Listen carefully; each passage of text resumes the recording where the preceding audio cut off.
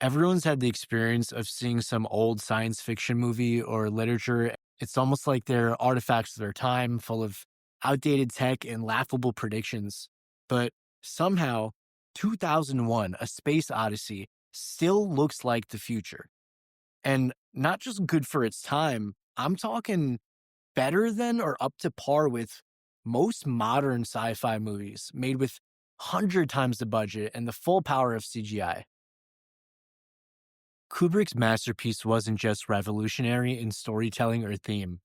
It was, and still is, the most convincing vision of space travel ever put to screen. Every shot looks real, as if NASA just happened to film a documentary 30 years in the future. But what exactly makes this movie look so good? How did 2001 sidestep the curse of dated visuals and remain the gold standard of sci fi aesthetics? Before 2001 A Space Odyssey, science fiction had a certain, let's call it, charm. Spaceships were clunky, full of buttons and levers. Astronauts looked like they walked off a pulp magazine cover. And space? Space was always noisy, always full of lasers and explosions. Kubrick and his team decided that wasn't good enough. If 2001 was going to portray the future, it had to be the future. That meant no shortcuts, no laser battles, no roaring engines in space. Every element, from the ships to the station interiors, was designed with one thing in mind: realism. The team hired Harry Lang, a former NASA illustrator, to design everything from the Orion 3 shuttle to the Discovery 1. Instead of wild sci-fi imagination, the designs were rooted in aerospace engineering. Spaceships weren't sleek, aerodynamic rockets. They were practical, modular, and obeyed the physics of space travel. And this is one of the reasons that 2001 still looks pretty good, because it doesn't chase the sci-fi trends of the 60s. It chases a visual truth. And what about color? 2001 isn't just visually stunning, it's deliberate in how it uses color to make you feel something. For most of the film, we're trapped in an environment of pure white, clean, sterile, almost too perfect. Think Apple Store or modern museum. It's not comforting, it's cold, isolating. This is the future as pure function, stripped of personality, and it serves as the visual signal that we've left reality behind. Kubrick didn't just make a movie that looks good. He made a movie where color is storytelling. Kubrick had an obsession with precision, not just in accuracy, but in movement. Nothing in 2001 happens quickly. Instead, space travel unfolds like a ballet. The docking sequences, the slow rotations of the spacecraft, they aren't just technically accurate, they're hypnotic.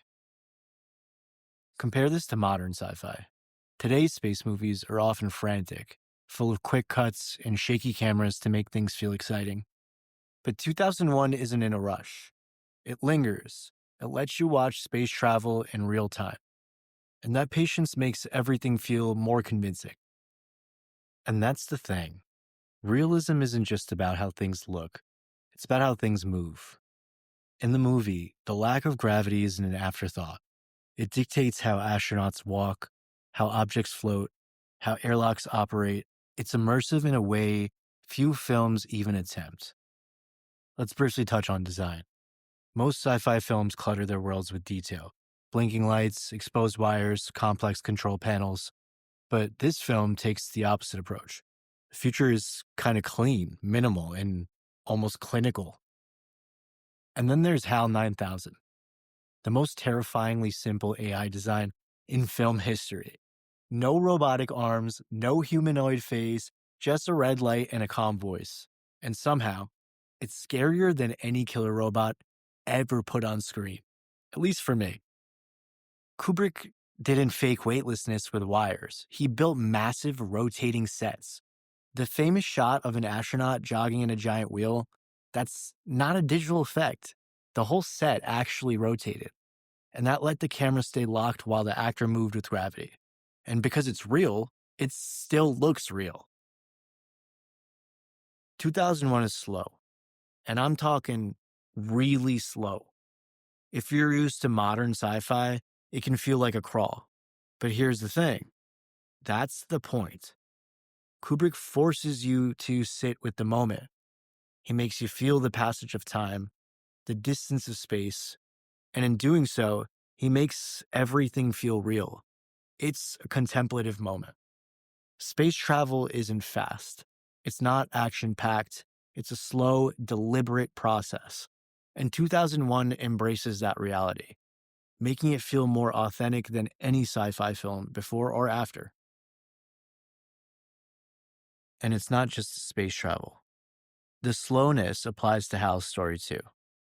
There's no dramatic breakdown, no sudden villain monologue. Hal's turn is gradual, unsettling, patient. The tension builds because Kubrick lets it breathe, just like when he's being shut down as well. In a world where everything is getting faster, 2001 remains powerful because it dares to be slow. Another thing I want to consider is this movie's influence. Because you don't just make something this good and have it disappear into history.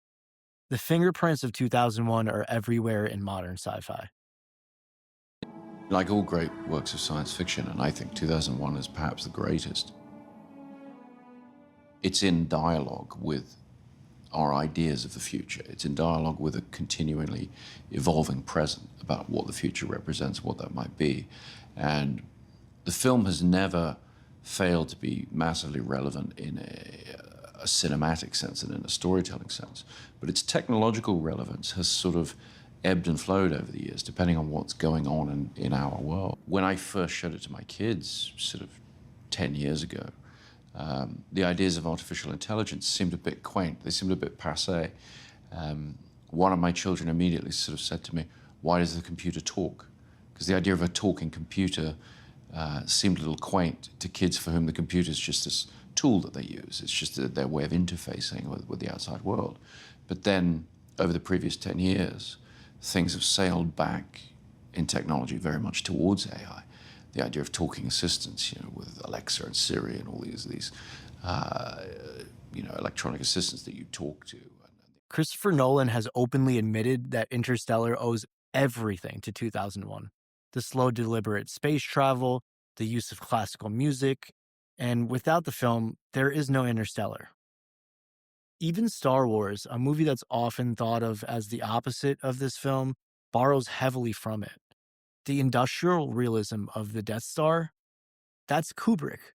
The way ships move in space, the cold and practical look of its technology, that's Kubrick. Blade Runner, Gravity, Ad Astra, all of them owe a visual debt to Kubrick's perfectionism. Then there's this. The Stargate sequence. One of the most mind-melting moments in cinema. No computers, no green screens, just slit-scan photography, a technique where light is stretched and warped over time. And the result? Something that still looks more alien than most modern CGI. There's a reason this scene is still referenced in everything from Interstellar to Doctor Strange. It doesn't just show a journey, it makes you feel it. So far, I've focused on mostly visual aspects of the film. But there's one final thing that makes 2001 timeless.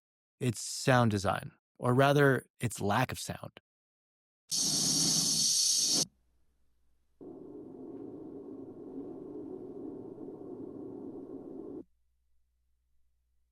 Space is silent, and 2001 embraces that.